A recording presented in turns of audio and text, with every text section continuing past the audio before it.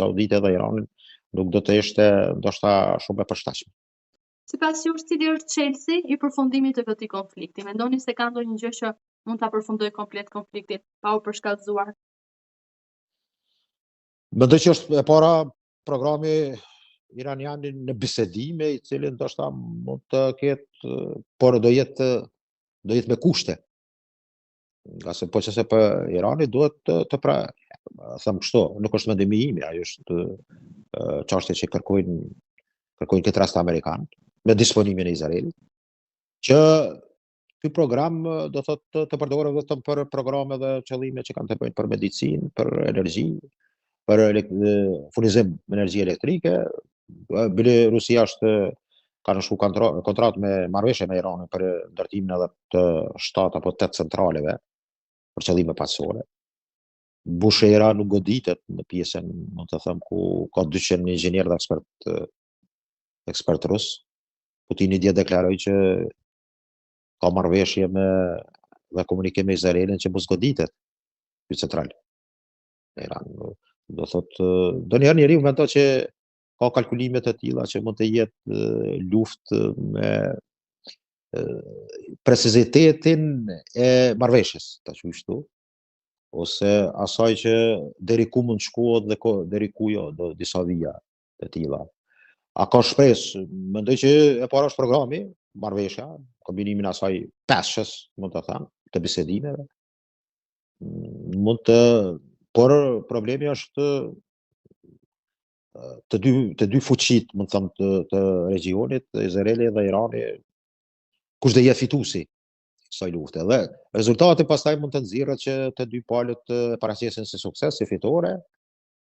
Meqense mendoj që edhe Izraeli ka humbur kapacitetet e veta, është në limit, sidomos në aspektin e municioneve, pastaj të tërë teknologjisë e cila nënkupton në mbajtjen, pastaj organizimin dhe fillimin e marshutave, duket F-35 që ka një pauzë 7 pas aksioneve, dikur mos gaboj 72 orë.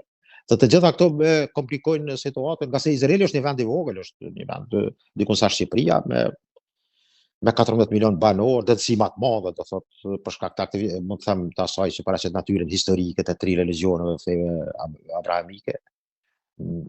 Dikun 8 milion ebrej dhe 7 milion arab.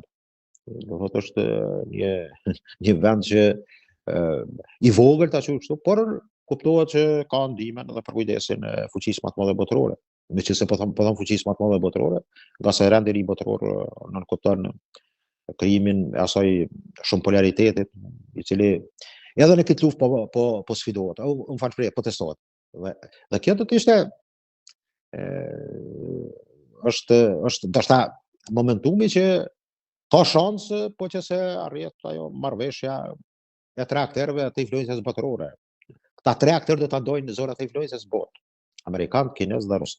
Dhe këta mund të vinë përfundim që kjo luftë është në interes të tyre dhe të paqes që të ndalet. Shkop magjik tjetër është problem të vija, ose ai që arrin që ta ndërmoj kundërshtarin dhe të dorëzohet pa kushte. Është e dhimbshme për gjithë, qoftë banorët në Izrael, qoftë në Iran, për qytetarë, për civil, që goditjet e të ardhmes, po që eskalon situata, do të jenë të dhimbshme edhe për Tel Avivin edhe për Teheranin. Qartë, zoti Biladhi, unë ju falenderoj shumë për përgjigjet tuaja të theduara dhe për këtë analizë që ndriçon më shumë këtë konflikt. Është një asnjë çfarë, faleminderit. Faleminderit juve.